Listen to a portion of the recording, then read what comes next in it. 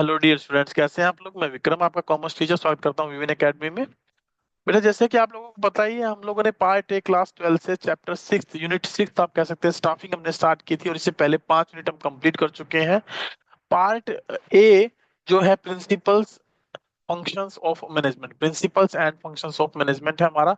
और उसमें हमारा चैप्टर 6 यूनिट 6 जो है वो स्टाफिंग है। स्टाफिंग में हमने कल कुछ इंपॉर्टेंट कंसेप्ट डिस्कस किए थे, जिसमें कि हमने बात की थी भी स्टाफिंग होती क्या है, स्टाफिंग की इम्पोर्टेंस क्या है। और फिर हमने बात की थी कि भी हम अपनी नेक्स्ट क्लास में डिस्कस करेंगे about the staffing as a HRM function. Staffing को हम एज एन एचआरएम फंक्शन के तौर पे देखेंगे कि भी कैसे ये एचआरएम के फंक्शन पे डेवलप्ड हुआ, कैसे एचआरएम के तौर पे ये डिफरेंट डिफरेंट फंक्शंस प्ले करता है। तो आज इसी पर हमारी चर्चा रहेगी, और साथ ही साथ इससे जुड़े हुए कुछ एमसीक्यू क्वेश्चंस, कुछ केस स्टडी भी हमारे साथ में रहने वाली है। तो हमारी क्लास जो है वो करीब करीब 40 एक मिनट की जरूर रहेगी। 40 मिनट में हम लोग ये सारी बातें डिस्कस कर लेंगे, और नेक्स्ट जो टॉपिक हमारा होगा उससे नेक्स्ट क्लास में वो हम रखेंगे स्टाफिंग प्रोसेस के बारे में। चलिए क्लास को स्टार्ट करते हैं। स्क्रीन शेयरिंग में आपके साथ कर देता हूँ, होप सो कि आपको स्क्रीन अच्छे से दिखाई भी दे और मेरी वॉइस भी आपको बिल्कुल क्लियर।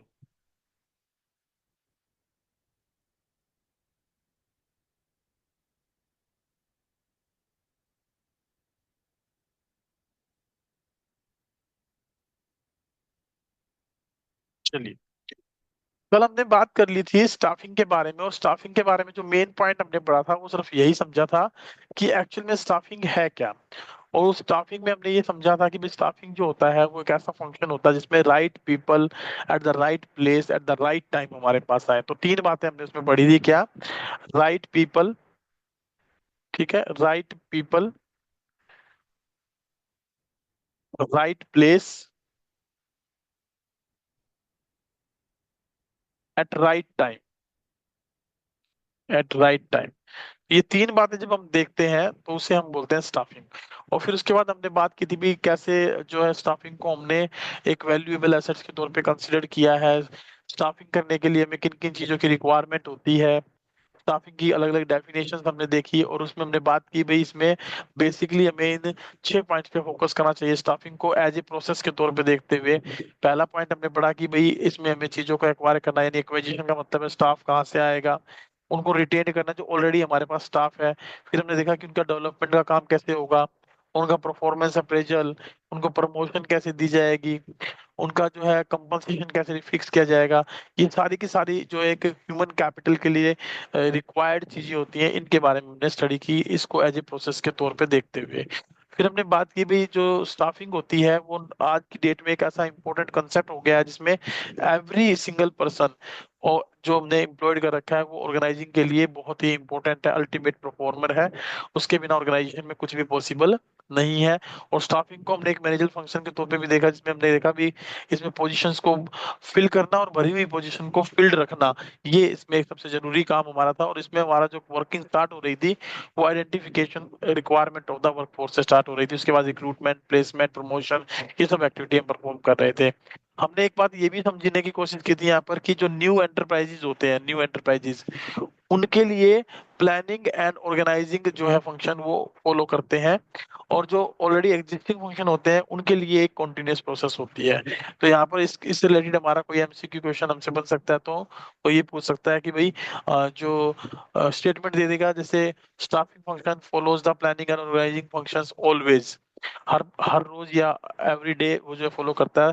तो ऑलवेज वर्ड एक नेगेटिव वर्ड को डिनोट करता है, तो नेगेटिव वर्ड होगा तो इसको हम ट्रू एंड फॉल्स की सेंस में फॉल्स मान सकते हैं। फॉल्स का हमारा इसका बेसिकली आंसर यहाँ रह सकता है हमारे सामने। फिर उसके बाद हमने देखा इंपॉर्टेंस ऑफ स्टाफिंग क्या है। तो कुछ जो है बेसिकली क्वेश्चन हमने देखे कि भाई इससे रिलेटेड क्वेश्चन क्या हो सकते हैं। लाइन टू लाइन वो आपसे सेंटेंस कंप्लीट करवा सकता है, तो उन सेंटेंसेस पर आपने फोकस करना है। जैसे ऑब्टेनिंग कंपोनेंट पर्सनल क्या होता है, तो उसमें हमने बात की भाई right person right place right thing पर होना चाहिए। हायर परफॉर्मेंस कैसे डिसाइड की जाएगी, कॉन्टिन्यूस सर्वाइवल एंड ग्रोथ, इसके बारे में हमने बात की थी कि भाई जब भी फ्यूचर प्लानिंग फॉर मैनेजर करते हैं या सक्सेशन प्लानिंग फॉर मैनेजर करते हैं, तो हम कंटिन्यूस सर्वाइवल एंड ग्रोथ की तरफ देख रहे होते हैं। फिर ऑप्टिमम यूटिलाइजेशन ऑफ रिसोर्सेज के बारे में हमने समझा कि भी किसी प्रकार से उनके काम में कोई डिस्टरबेंस ना आए, किसी प्रकार का कोई रुकावट ना आए, तो उस चीज को भी हमें यहाँ समझना है और उसके ऊपर काम करना है, ताकि उनको प्रॉपरली हम यूटिलाइज कर सके जो हमारा ह्यूमन रिसोर्स है। फिर हमने देखा कि जॉब सेटिस्फेक्शन कैसे इम्प्रूव किया जा सकता है, by providing the moral, developing the moral of the employees, उनके ऑब्जेक्टिव असेसमेंट करके उनको फेयर रिवार्ड देकर फॉर देयर कंट्रीब्यूशन हम उनका मोरल डेवलप कर सकते हैं और उनमें जॉब सेटिस्फेक्शन को इम्प्रूव कर सकते हैं। तो ये सारी बातें हमने यहाँ डिस्कस की। फिर आज जो टॉपिक था हमारा वो था बेसिकली, जो आज की क्लास का टॉपिक है वो है staffing as part of human resource management. और इसके बारे में मैं आपको पहले ही समझा चुका हूँ कि ये कहाँ से आया। कि हमारे पास इनिशियली जो ट्रेडिशनल जो स्टेज थी, ट्रेडिशनल स्टेज, उस ट्रेडिशनल स्टेज पर हम लोग फॉलो करते थे बेसिकली किसको, पर्सनल मैनेजमेंट को। और पर्सनल मैनेजमेंट को अगर हम ध्यान से पढ़ें तो it is to be studied as personnel management. तो पर्सनल मैनेजमेंट का मतलब मैंने आपको बताया था कि इम्प्लॉय, जो एम्प्लॉयर होता था, जो कंपनी होती थी, वो केवल अपने ही काम पे फोकस करते थे, अपने ही ग्रोथ पर फोकस करते थे, वो एम्प्लॉय की तरफ ध्यान नहीं देते थे। देन देयर आफ्टर उसको हमने धीरे धीरे कन्वर्ट किया मॉडर्न अप्रोच में। और जो मॉडर्न अप्रोच हमारे सामने निकल कर आई, मॉडर्न स्टेज जो हमारे सामने निकल कर आई, वो आई HRM। यानी स्टाफिंग को हमने एज ए HRM फंक्शन के तौर पे देखना स्टार्ट कर दिया, जहां पर पार्टिकुलरली एक HR मैनेजर जो है वो कौन कौन से काम परफॉर्म करता है, वो काम परफॉर्म करता है related to planning, organising, directing and controlling. अब देखिए नॉर्मली अगर हम बात करें तो ये चार फंक्शन मैनेजमेंट के भी होते हैं, लेकिन हम बात कर रहे हैं HR मैनेजर के फंक्शन। प्लानिंग करना, प्लानिंग किसके बारे में करना, प्लानिंग करना अबाउट द रिसोर्सेज, कि भाई कहाँ से राइट पर्सन हमारे पास आएगा, सॉरी, कहाँ से राइट पर्सन हमारे पास आएगा। ऑर्गेनाइजिंग करना, उसके व्यवस्था अरेंजमेंट के लिए रिक्रूटमेंट, सिलेक्शन, ट्रेनिंग, डेवलपमेंट पे फोकस करना। डायरेक्टिंग करना, डायरेक्टिंग में ये देखना कि किस तरीके से हम जो है उनको, उनकी परफॉर्मेंस अप्रेजल करेंगे, किस तरीके से उनका जो है ना, जो उनकी रिक्वायरमेंट्स उनको सेटिस्फाई करेंगे। कंट्रोलिंग में ये देखना कि भाई जो ऑलरेडी एम्प्लॉयज हमारे यहाँ काम कर रहे हैं वो ऑर्गेनाइजेशन को छोड़ के ना जाए, और जो नए एम्प्लॉय हम अपॉइंट कर रहे हैं वो कम से कम कॉस्ट पर आए, और वो उनको प्रॉपर ट्रेनिंग और प्रॉपर उनका डेवलपमेंट के लिए जो है सेमिनार अरेंज करवाए जाए। तो ये चार फंक्शन बेसिकली HR मैनेजर के फंक्शन है। इनको हम बेसिकली एडमिनिस्ट्रेटिव फंक्शन के नाम से जानते हैं। ये एडमिनिस्ट्रेटिव फंक्शन है HR मैनेजर के। ऐसी कुछ और भी फंक्शन होते हैं HR मैनेजर के, जिनको हम ऑपरेटिव फंक्शन बोलते हैं। डे टू डे जो रिलेटेड एक्टिविटीज होती है उनसे संबंधित फंक्शन होते हैं, तो वो हमारे सिलेबस का पार्ट नहीं, तो मैं उनको डिस्कस भी नहीं कर रहा हूँ। ये administrative function basically HR manager play करता है। तो हम staffing as a part of HR हम यहाँ डिस्कस करने वाले थे। तो इसमें हमने क्या समझना है, सबसे पहली बात हमारे सामने जो निकल कर आएगी वो क्या है, कि भाई स्टाफिंग एक फंक्शन है which all managers need to perform. जितने भी मैनेजर हो उन सभी को ये फंक्शन परफॉर्म करना होता है। It is a separate and specialised function. ये सेपरेट भी है और स्पेशलाइज्ड फंक्शन भी है। And there are many aspects of human relations to be considered. और हमें एक ह्यूमन रिलेशन के जो है ना बहुत सारे कॉन्सेप्ट्स को, बहुत सारी बातों को ध्यान में रखना होता है, जिसको बेसिकली हम OB के नाम से जानते हैं, ऑर्गेनाइजेशनल बिहेवियर आप कह सकते हैं। कि जो एक ऑर्गेनाइजेशन है उसमें जो एम्प्लॉयज है उनका बिहेवियर कैसा है ऑर्गेनाइजेशन के प्रति, उस चीज को भी हमें यहाँ एनालाइज करके चलना है। और यही काम बेसिकली एक मैनेजर का होगा, HR मैनेजर का होगा। It it is job of managers, ये जॉब ऑफ मैनेजर्स है टू फिल पोजीशंस, उन पोजीशंस को फिल करना in their organisation, and make sure that they remain occupied with the qualified people. और जो क्वालिफाइड पीपल है उनके साथ वो जॉब हमेशा के लिए बनी रहे, भरी रहे, इस बात की इंश्योरिटी करना, ये एक HR मैनेजर का बेसिकली काम होता है। और स्टाफिंग को जो हमने क्लोजली लिंक्ड किया है, स्टाफिंग को किससे क्लोजली लिंक्ड किया है, ऑर्गेनाइजिंग से। क्योंकि जब ऑर्गेनाइजिंग हम कर लेते हैं ना, ऑर्गेनाइजिंग कर लेते हैं, तो उसके बाद ही हमारा जो स्ट्रक्चर बनता है, उसमें जो पोजीशन हमने डिफाइन की है उनको हम फिल करने के बारे में, लोगों को अपॉइंट करने के बारे में सोचते हैं, उनकी उनके उनके ऊपर जो पोजीशन है, जो काम करेंगे लोग, उनके बारे में सोचते हैं। और subsequently they need to be trained, और साथ साथ उनकी ट्रेनिंग के बारे में, उनको मोटिवेशन देने के बारे में, to work in the harmony with goals of the organisation, ताकि वो गोल, ऑर्गेनाइजेशन को गोल्स को अचीव कर सके एक हार्मोनियस रिलेशन के साथ, यानी एक ऐसे संबंध के साथ कि उनके बीच में किसी प्रकार का कोई कॉन्फ्लिक्ट ना हो। Thus staffing is seen as a generic function of management. तो कई बार आपसे क्वेश्चन में ये पूछ लेगा कि why you will say that, or how it is to be said that staffing is to be seen as a generic function, generic का मतलब होता है foundational function of the management, यानी क्या किस तरीके से एक फाउंडेशनल फंक्शन है, तो इसको हम फाउंडेशनल फंक्शन बोलेंगे due to of the closely linked to the organising, क्योंकि ऑर्गेनाइजिंग से क्लोजली लिंक्ड होता है। और जो ऑर्गेनाइजिंग में हम स्ट्रक्चर तैयार करते हैं, जो पोजीशंस फिलअप अपॉइंट करते हैं, भाई इन इन लोगों पोजीशन पे हमें इम्प्लॉइज की रिक्वायरमेंट है, तो उनको देखने के बाद ही ये फंक्शन एक्टिवेट होता है, इसलिए हम इसको जर्निक फंक्शन के तौर पे भी जानते हैं। तो ये हमसे वो क्वेश्चन के तौर पे पूछ सकता है। देन देर आफ्टर अगर हम बात करें, स्टाफिंग फंक्शन जो है डील्स विद, किसके साथ डील करता है, ह्यूमन एलिमेंट्स के साथ ऑफ द मैनेजमेंट। अब हमारे पास जो है बेसिकली मैनेजमेंट के अंदर हमने सबसे पहली यूनिट जब पढ़ी थी, तो हमने 5 एम्स पढ़े थे, 5 एम, 5 एम ऑफ मैनेजमेंट। और उन 5 एम ऑफ मैनेजमेंट की अगर मैं बात करूं, तो उसमें सबसे पहला पहला एम हमने पढ़ा था मैन, उसके बाद मटेरियल, मशीन, मनी, मेथड्स। तो ये जो इन 5 एम में से जो एम है मैन, उन ह्यूमन एलिमेंट्स को हमने यहाँ डिनोट किया है उस मैन से, उनके साथ क्योंकि स्टाफिंग फंक्शन क्या करता है, डील करता है, उन्हीं के साथ इसकी डीलिंग ज्यादा होती है।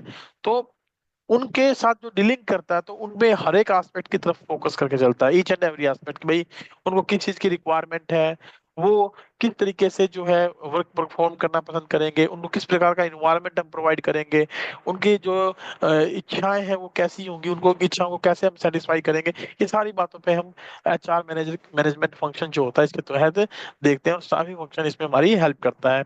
तो मैनेजिंग द मैन या human component of an organising is the most important task, उसको मैनेज करना ही सबसे बड़ा टास्क है, और उसी के लिए हम स्टाफिंग को as a part of HRM के तौर पे देखते हैं। Because the performance of an organisation depends upon how well this function is perform. ये जो है भाई किसने अच्छे तरीके से काम होगा, ये इस बात पे डिपेंड करेगा कि जो ऑर्गेनाइजेशन के अंदर है वो परफॉर्मेंस कैसी हो रही है, या ह्यूमन रिसोर्स के द्वारा किस तरीके से काम किया जा रहा है, ये इस बात पे डिपेंड करता है। The success of an organisation in achieving its goals, किसी भी ऑर्गेनाइजेशन की सक्सेस को अगर हमें मेजर करना है, तो हम उसके गोल्स को अचीव करके कर सकते हैं, उसको मेजर करके कर सकते हैं, और वो भी to a greater extent on the competence, motivation and performance of its human resources. जो ह्यूमन रिसोर्स है वो कितना कॉम्पिटेंस है, कितना योग्य है काम करने के, कितना वो मोटिवेटेड है, और कितनी उसकी परफॉर्मेंस जो है वो अच्छी है, इस बात पे डिपेंड करेगा कि कोई ऑर्गेनाइजेशन कितना सक्सेसफुल है। It is the responsibility of all managers, ये हर एक मैनेजर की रिस्पॉन्सिबिलिटी है to directly deal with and select people to work for the organisation, कि वो ऑर्गेनाइजेशन के लिए उनसे डायरेक्टली डील करे, साथ ही साथ उनके साथ डायरेक्टली अटैचमेंट भी शो करे, उनके साथ उनको सिलेक्ट भी करे। when the manager performs the staffing function, जब कोई भी मैनेजर स्टाफिंग फंक्शन को परफॉर्म करता है, तो ही his role is slightly limited, तो उसका जो रोल है वो स्लाइटली क्या होता है, लिमिटेड होता है। सम ऑफ दीज रिस्पॉन्सिबिलिटीज, कुछ रिस्पॉन्सिबिलिटी की प्रति जिनमें हम शामिल करते हैं, किन किन रिस्पॉन्सिबिलिटी को सबसे पहले शामिल की जाती है, placing the right person on the right job, जो राइट पर्सन होता है एट द राइट जॉब हम उसे प्लेस कर सके, इस बात के ऊपर हमारा बेसिकली फोकस रहता है। दूसरा, introducing new employees to the organisation, जो नए एम्प्लॉइज होते हैं उनको हम ऑर्गेनाइजेशन में क्या करें, इंट्रोड्यूस करें। इंट्रोड्यूस का मतलब होता है उनको बताएं कि भाई किस तरीके से ऑर्गेनाइजेशन में काम किया जाता है। इट मीन्स टू से कि हमें उनकी इंडक्शन करनी होती है। इंडक्शन का मतलब होता है introductory part of the organisation. Induction training के नाम से इसे हम जानते हैं। हम किसी भी एम्प्लॉय को यदि अपॉइंट करते हैं ऑर्गेनाइजेशन में, तो उसकी सबसे पहले इंडक्शन की जाती है, उसको बताया जाता है ऑर्गेनाइजेशन के रूल्स के बारे में, ऑर्गेनाइजेशन की पॉलिसीज के बारे में, उसको मिलवाया जाता है उसके सीनियर से, उसके जूनियर से, किसके प्रति वो रिस्पॉन्सिबल रहेगा, किसके ऑर्डर को फॉलो करेगा, ये सारी बातें हम उसको यहाँ पर समझाने की कोशिश करते हैं। एंड देर आफ्टर फिर हम बात करते हैं training of the employees and improving their performance, कि एम्प्लॉइज की ट्रेनिंग पर फोकस किया जाएगा, उनकी परफॉर्मेंस को देखा जाएगा, किस तरीके से उनको हम ट्रेन करें, ट्रेनिंग में किस तरीके की ट्रेनिंग दें। क्या वो फ्रेशर है, अगर वो फ्रेशर है तो उसको ऑफ द जॉब ट्रेनिंग दी जाए, ऑफ द जॉब ट्रेनिंग दी जाए, कि भाई काम में जाने से पहले उसको ट्रेनिंग दी जाए कि काम किस तरीके से होगा। अगर वो एक्सपीरियंस्ड है तो उसको ऑन द जॉब ट्रेनिंग दी जाए। तो ऑन द जॉब और ऑफ द जॉब ट्रेनिंग, इस तरीके के दो मेथड हमें यहाँ डिस्कस करने होंगे। भाई ऑफ द जॉब में क्या आता है, ऑन द जॉब में क्या आता है। तो ये भी काम किसका है, बेसिकली एक मैनेजर का होता है, जो एचआर मैनेजर के तौर पे ऑर्गेनाइजेशन में काम कर रहा होता है। ये भी उसकी एक रिस्पॉन्सिबिलिटी का पार्ट माना जाता है। देर आफ्टर हम बात करते हैं developing their abilities, maintaining their morale and protecting their health and physical conditions। किसी जो एचआर मैनेजर का जो बेसिक काम होता है वो ये भी होता है कि वो ऑर्गेनाइजेशन के अंदर उनकी एबिलिटी, उनके मोराल को बनाए रखे, उनके हितों की, उनके हेल्थ की प्रोटेक्शन करे, फिजिकल कंडीशन उनके लिए अच्छा हो, यानी कि वर्किंग कंडीशंस कैसी है, काम करने की कंडीशंस कैसी है, इसके ऊपर भी वो फोकस करके। तो ये सारी की सारी जो रिस्पॉन्सिबिलिटीज होती हैं वो एक स्टाफिंग फंक्शन के दौरान एक मैनेजर की रिस्पॉन्सिबिलिटी मानी जाती है। ये उसकी कुछ रिस्पॉन्सिबिलिटी में से कुछ लिमिटेड रिस्पॉन्सिबिलिटी हमने डिफाइन की कि इनके ऊपर उसे फोकस करना चाहिए। एक मिनट।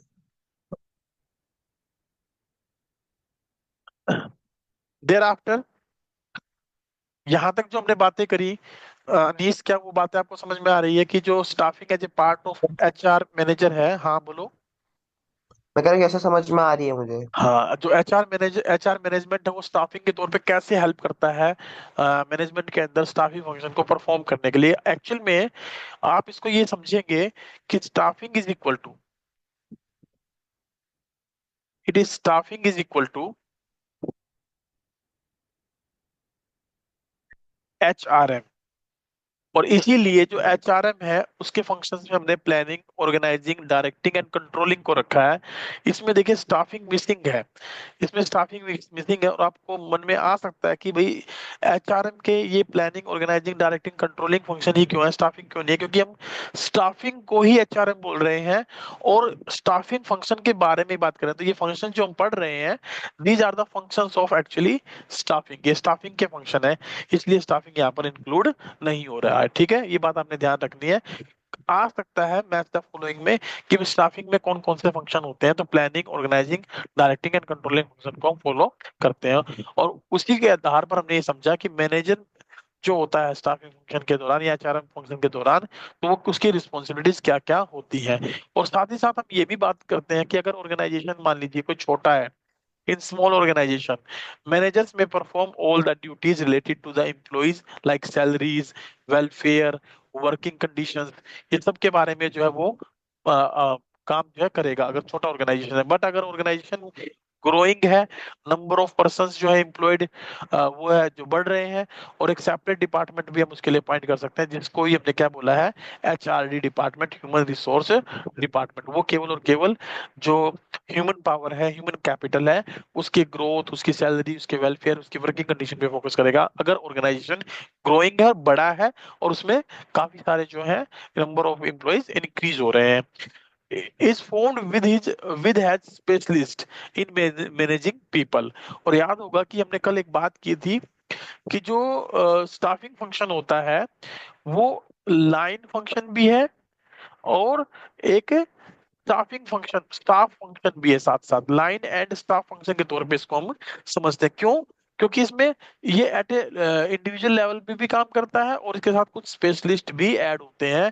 अगर ऑर्गेनाइजेशन ग्रोइंग है और उसमें नंबर ऑफ एम्प्लॉयड वर्कर जो वो बहुत ज्यादा है, तो हम उसमें स्पेशलिस्ट को भी अपॉइंट करते हैं ताकि वो भी लोगों को मैनेज कर सके। उसके बाद हम बात करें, the management of the human resources is a specialized area which requires the expertise of many people, and the number of human resources specialists and the size of the department gives an indication of the size of the business as well as। तो जैसे जैसे हम जो है management of human resource के बारे में बात करते हैं, तो ये एक स्पेशलाइज्ड एरिया है जिसमें हम एक्सपर्टाइज की रिक्वायरमेंट चाहते हैं, ऐसे लोगों की रिक्वायरमेंट चाहते हैं जो एक्सपर्ट हो, अपने काम में परफेक्ट हो, उनकी एफिशिएंसी बहुत अच्छी हो। The number of human resources जो रिक्वायर्ड होते हैं स्पेशलिस्ट, वो as per the size of the department, as per the size of the business पर भी डिपेंड करते हैं। For a very large company, किसी बड़ी कंपनी के लिए HRD function itself will contain the specialist for each function of this department. उसके अंदर ऑलरेडी जो है स्पेशलिस्ट अपॉइंटेड होते हैं। तो इसी कुछ स्पेशलिस्ट जो पर्सन होते हैं उनकी क्या क्या ड्यूटीज होती हैं, वो किस प्रकार की एक्टिविटीज परफॉर्म करते हैं, उनके बारे में हम लोग एक देखें। तो specialised activities and duties which the H R function जो होता है, एचआर पर्सनल जो होता है, मस्ट परफॉर्म, वो परफॉर्म करेगा, वो कौन कौन सी ड्यूटीज होंगी, उनमें अगर हम बात करें तो वो स्पेशलाइज्ड जो एक्टिविटीज होंगी, उनमें पहली एक्टिविटी होगी रिक्रूटमेंट की, कि वो रिक्रूटमेंट करके चलेगा, और उसके लिए क्या करेगा, वो क्वालिफाइड पीपल्स को सर्च करने की कोशिश करेगा, उनको जो जॉब के लिए अप्लाई करने के लिए मोटिवेट करेगा। देन एनालाइजिंग द जॉब्स, वो जॉब्स को फिर क्या करेगा, एनालाइज करेगा रिक्रूटमेंट के बाद, भाई जॉब जो है उसमें किस प्रकार की इंफॉर्मेशन, किस प्रकार का डाटा हमें चाहिए, किस प्रकार की जॉब स्पेसिफिकेशंस होगी, जॉब डिस्क्रिप्शंस होगा। यहाँ पर जॉब डिस्क्रिप्शंस के फंक्शन पर आप बेसिक फोकस करेंगे। जब भी हम बात करेंगे जॉब डिस्क्रिप्शन की, तो we are discussing about the attributes और द फीचर्स ऑफ जॉब। जो जॉब होती है, फीचर्स ऑफ जॉब के बारे में बात करेंगे, जो जॉब होती है उसकी क्या फीचर होंगी भाई, उसमें उसकी वर्किंग कंडीशंस कैसी होंगी, है ना, उसमें किस तरीके का काम वो करेगा, किस प्रकार का जो है इन्वायरमेंट उसको दिया जाएगा, क्या सैलरी होगी, इन सब के बारे में हम बात करेंगे। तो फीचर्स ऑफ जॉब या जॉब डिस्क्रिप्शन के बारे में हम बात करें, यानी जॉब डिस्क्रिप्शन में जॉब से रिलेटेड बातें होंगी। और उसके बाद अगर हम बात करें developing compensation and incentive plans, developing compensation and incentive plan, कि भाई जो वर्कर हम अपॉइंट कर रहे हैं तो उनको क्या कंपनसेशन दिया जाएगा, किस प्रकार का उनका इंसेंटिव होगा, किस तरीके से उनको इंसेंटिव प्रोवाइड किया जाएगा।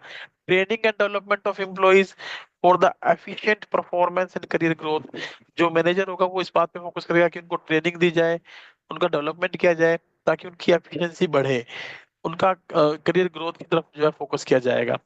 मेंटेनिंग द लेबर रिलेशंस, उसका काम होगा लेबर्स के साथ अच्छे संबंध बनाना। Union management relations, union management के जो लीडर होते हैं उनके साथ अच्छे संबंध बनाना। ये सब काम किसके बारे में बात कर रहे हैं, specialised activity of HRM, human resource management जो होता है उसमें जो एचआर मैनेजर होता है उसकी स्पेशल एक्टिविटीज क्या होती है, उनके बारे में हम यहाँ पर डिस्कस कर रहे हैं, उनकी एक्टिविटी के बारे में हम यहाँ पढ़ रहे हैं। नेक्स्ट वन वो करेगा handling the grievances of the end the complaints, जो शिकायतें होंगी, जो कंप्लेंट्स होंगी, जो उनकी जो है किसी प्रकार का कोई प्रॉब्लम होगी, उन प्रॉब्लम्स को भी हैंडल करने का काम कौन करेगा, एचआरएम करेगा, अंडर द एचआरडी डिपार्टमेंट, अगर ऑर्गेनाइजेशन बड़ा है, अदरवाइज छोटा है तो वो सेल्फ करेगा। प्रोवाइडिंग फॉर सोशल सिक्योरिटी, उसको सोशल सिक्योरिटी दी जाएगी, उनके वेलफेयर की तरफ ध्यान दिया जाएगा। And defending the company in law suits and avoiding legal complications, किसी प्रकार का कोई लीगल कॉम्प्लिकेशन ना आए एम्प्लॉयज के साथ, किसी प्रकार की कोई जो है ना कंपनी के अगेंस्ट कोई केस ना हो, इस बात को भी वो डिफेंड करेगा। यानी ये सारे काम वो कब कर सकता है, when it has the cordial relation with the employees, healthy relation with the employees. अगर उसके हेल्दी रिलेशन है मैनेजमेंट के, एचआर जो मैनेजर होता है उसके अगर हेल्दी रिलेशन है किसके साथ, एम्प्लॉइज के साथ, पर्सनल के साथ, तो वो इन समस्याओं से निदान पा सकता है, ऑर्गेनाइजेशन को बचा सकता है। So this is all about for today's class. इस क्लास में हमने जो थ्योरेटिकल पार्ट पढ़ना था वो इतना ही पढ़ना था, staffing as a part of human resource management, इसी को हमने थोड़ा रिकैप करके देखा।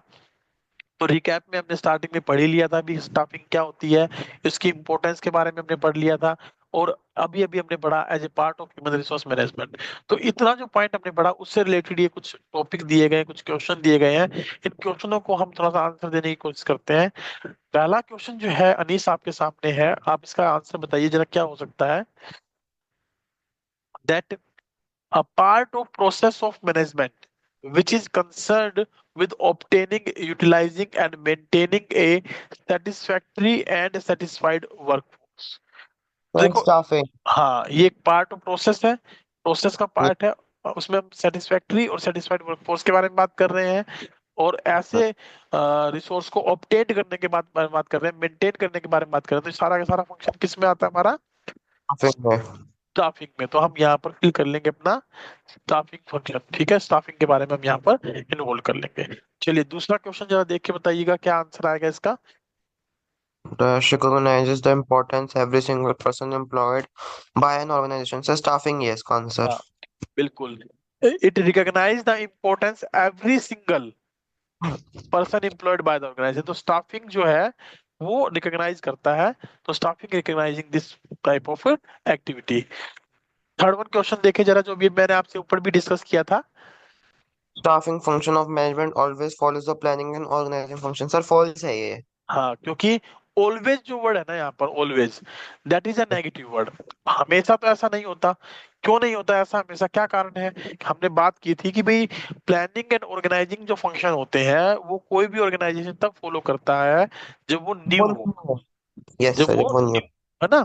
लेकिन अगर एग्जिस्टिंग अगर होगा तो उसमें तो ये कॉन्टिन्यूस प्रोसेस रहेगी, उसको बार बार प्लानिंग ऑर्गेनाइजिंग करने की जरूरत है नहीं। वहाँ एम्प्लॉइज जो है कुछ छोड़ के भी जाएंगे, कुछ नए पोस्ट वेकेंट होंगे उनको फिल भी किया जाएगा। तो वहां पर ये कॉन्टिन्यूस प्रोसेस के तौर पे देखा जाता है। चलिए नेक्स्ट पढ़िए क्या है। Staffing is a continuous process because. हाँ, तो ये अभी अभी मैंने आपको आंसर बताया कि भाई वहां पर जो है ना, कुछ जॉब्स वेकेंट हो जाती हैं, कुछ नई जॉब्स फिल की जाती हैं, तो वो एज ए कॉन्टिन्यूसली चलता रहता है ये प्रोसेस एग्जिस्टिंग ऑर्गेनाइजेशन में, इसलिए इसको हमने क्या बोला है, कॉन्टिन्यूस प्रोसेस बोला है। ठीक है, फिफ्थ वन देखिए क्या है। Staffing is the most fundamental and critical drive of organization performance because. हाँ, क्यों? क्यों माना इसको हमने critical drive of the organization? Staffing को most fundamental and critical drive of the organizational performance माना है। क्यों माना है? क्योंकि यही वो फंक्शन है जो right people at the right time at the right job हमें प्रोवाइड करता है। अगर अच्छा एम्प्लॉय हमारे पास नहीं होगा तो ऑर्गेनाइजेशन ग्रो नहीं कर पाएगा, वो कहीं ना कहीं बिखर जाएगा। ठीक है, तो ये बिकॉज ऑफ करके हम ये लिख देंगे, because it provides the right people right time at the right job, and if we have a good employee it will continue at the it will contributing in the growth of the organization। अगर वो अच्छा नहीं है तो उससे हमारा organisation grow नहीं कर पाएगा, कहीं ना कहीं हमारी, कहीं ना कहीं ग्रोथ जो है रुक जाएगी और ऑर्गेनाइजेशन कहीं ना कहीं टूट जाएगा, ब्रेकअप हो जाएगा, गिर जाएगा। Yes, sir. चलिए नेक्स्ट पढ़ते हैं। The staffing function has assured greater importance these days because of. क्यों है भाई ऐसा, आजकल हम इसको क्यों इंपॉर्टेंस देने लगे हैं? क्योंकि हमें पता है हर एक एम्प्लॉय ऑर्गेनाइजेशन के लिए क्या है, जरूरी है। उसकी ग्रोथ, उसकी वेलफेयर, उसकी वर्किंग कंडीशन, ये काफी सारी हमारे सामने देखने को मिलती है। तो इसमें हमने जो है ना तीन चार पॉइंट पढ़े थे, याद है आपको?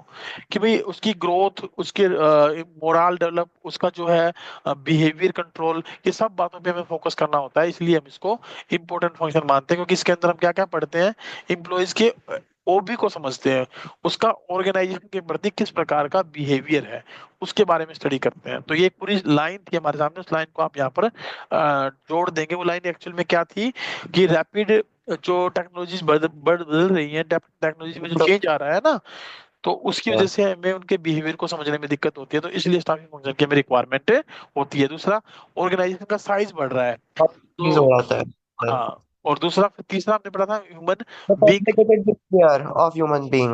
बिल्कुल। नेक्स्ट वन देखिए क्या है, क्वेश्चन नंबर 7 आपके सामने। No no. organization can be successful unless it can fill and keep fill the various positions provided for the organization structure with the right kind of people. Identify the aspect of the management process highlighted above. हाँ, तो So ये जो start. Aspect है वो कौन सा हमारा staffing है Yes, sir. Yes, sir. भाई? Can fill and keep filled, ये बातें हम किस में करते हैं? Staffing में. स्टाफिंग में। ठीक है, तो ये स्टाफिंग में। Yes. चलिए आगे चलते हैं 8 पर। Staffing ensures the continuous survival and growth of the enterprises through the workforce. Yes, sir. जो वर्कफोर्स होती है, एम्प्लॉयज होते हैं, उनके थ्रू ही वो ऐसा कर सकता है। बाकी जो एज टू लाइन दी है, तो ऑप्शन में अगर हो तो आप उसके अकॉर्डिंग चूज कर सकते हैं, नहीं अदरवाइज इसको आप अपने हिसाब से जैसे मर्जी इसको फिल कर सकते हैं। और वर्कफोर्स प्लानिंग के आधार पर हम ऐसा करते हैं बेसिकली। ठीक है, वर्कफोर्स की प्लानिंग करने के आधार पर, जिसको हमने बात की थी future planning of the workforce, future planning of the workforce. ठीक है, या मैनेजर्स की फ्यूचर प्लानिंग के लिए। Staffing improve job satisfaction and morale of the employees through. कैसे कैसे कर सकते हैं भाई? उनका job satisfaction, morale of the employees through. Staffing improve, staffing बढ़ाती है उनका जॉब सेटिस्फेक्शन और morale of the employees through fulfilling their requirements, है ना, उनकी जो रिक्वायरमेंट होती है उनको फुलफिल करके, उनके जो नीड होती है, ऑब्जेक्टिव होते हैं, उनको असेस करके, तो हम यहाँ लिख सकते हैं थ्रू, रिवॉर्ड का। हाँ, प्रोवाइडिंग द प्रॉपर रिवॉर्ड, आप लिख सकते हैं proper rewarding for their contribution as well as their objectives assessment, जो उनके ऑब्जेक्टिव हैं उनको आइडेंटिफाई करके उनको फुलफिल करना, इनके थ्रू हम जो है क्या कर सकते हैं, उनको उनके मोराल को बढ़ा सकते हैं, उनके जॉब सेटिस्फेक्शन को बढ़ाया जा सकता है, इंप्रूव किया जा सकता है। Staffing function must be performed efficiently by all the organisation because, क्यों क्यों ऐसा है कि स्टाफिंग फंक्शन जो है वो efficiently by all the organisation perform किया जाना चाहिए, क्योंकि नाउ वे डेज जो वर्क फोर्स है that is a valuable assets for the organisation, क्या है वो, एक वैल्यूएबल एसेट है, और वो वैल्यूएबल एसेट ऐसी एसेट है जिसकी जिससे हमारा ऑर्गेनाइजेशन क्या होता है, ग्रो करता है, जैसे हमारा ऑर्गेनाइजेशन जो है ना उसमें नंबर ऑफ वर्कर्स इंप्रूव होते हैं, बढ़ते हैं, वही हमारे ऑर्गेनाइजेशन को रिप्रेजेंट करते हैं, अगर वो ना हो तो ऑर्गेनाइजेशन कहीं ना कहीं फॉल हो सकता है, गिर सकता है।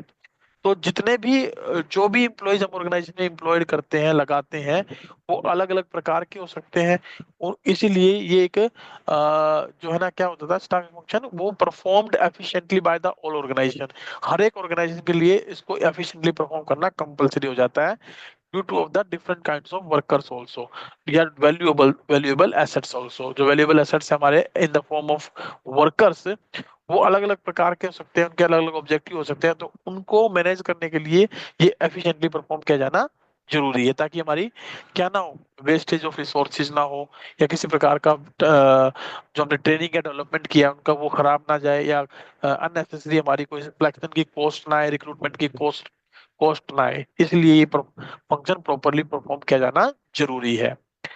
11th क्या है देखिए, अच्छा, जर्निक फंक्शन के बारे में भी हम बात करके आए थे, why it is to be called a generic function, क्यों क्यों मानते हैं इसको हम generic function, sir because sir it is the essence of management. Essence of management है, एज वेल एज ये closely related to organising function होता है हमारा, क्योंकि ऑर्गेनाइजिंग करने के बाद ही तो हम ये डिसाइड करते हैं कि भी कितना वर्कफोर्स हमें रिक्वायर्ड है, कितना वर्कफोर्स एनालिसिस हमें जरूरत होती है, और फिर उसके बाद उनके कैसे वो उनमें उन पोस्ट को फिलअप करेंगे, उनको प्रमोशन कैसे देंगे, है ना, उनका जो है डेवलपमेंट ट्रेनिंग, इन पे हम काम जो है ना क्या करते हैं, फोकस करके चलते हैं।